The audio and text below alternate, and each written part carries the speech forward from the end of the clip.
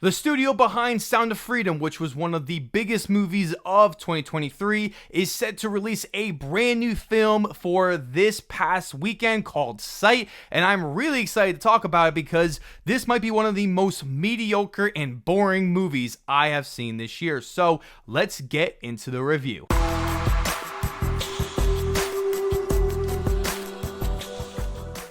What is going on, film fans? It is Brad from Let's Be Real with Brad. I talk about movies, TV shows, and other movie-related content. So if that sounds super awesome, then be sure to hit that subscribe button, leave a like on this video, and ring that notification bell so I can all see you in the newest video. Sight is a biographical drama film that is co-written and directed by Andrew Hyatt, as it stars Terry Chen in the lead role. So going into this film, I didn't know a single thing about it besides the fact that this film was getting a wide release in 2,000 theaters in the US, and it is distributed by Angel Studios, who has been one of the biggest independent studios in releasing movies, especially with Sound of Freedom from last year and with Cabrini, which I thought was actually pretty good, that came out earlier this year. Releasing this newest movie, Sight, I hadn't seen a single trailer for it, so I went to this movie completely blind, not pun intended.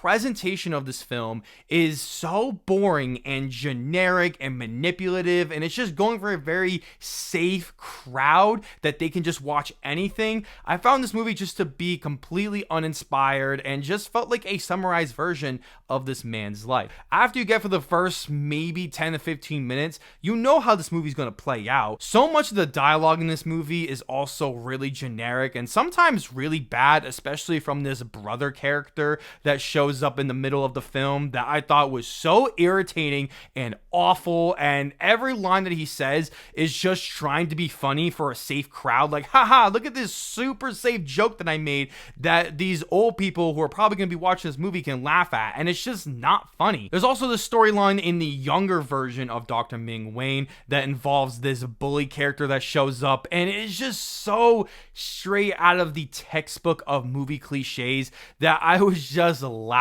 in certain moments. This movie jumps around so much and it flashes forward in time so much that I honestly didn't even know how old anybody was, where we were in the story, what's going on in the real world. It just jumps around when it wants to because it's just a summarized version of this man's life, and they just had to cut things down so they can hit an hour and 40 minutes. And that might not be true at all, but that's how it comes across to me watching this film, because it doesn't actually get into the real interesting moments of his life. Everything just goes by so quickly and uninteresting way that this movie honestly almost put me to sleep, and it's only an hour and 40 minutes. Now, going back to the presentation, the directing of this film is so boring, where all the shots in this movie are just boring as a piece of cardboard, as there is just nothing going on in each one of these scenes. It's just the shots sitting there on a character, and there's just nothing else to it. And with the dialogue being not as interesting and the screenplay being so lackluster,